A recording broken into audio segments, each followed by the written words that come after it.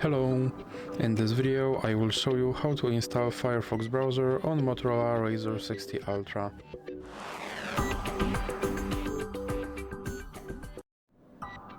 So you have to start by opening your Google Play Store, then click on search bar and type in Firefox.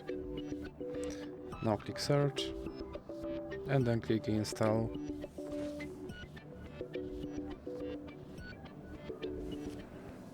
And you can click open, and here you have to click agree and continue, and you can choose your default browser, or you can click cancel. And now you can add Firefox widget, or you can click not now.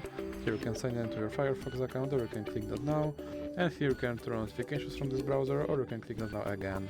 Now you can select your theme, or you can click save and continue, and here you can click your default placement, or you can click save and continue again.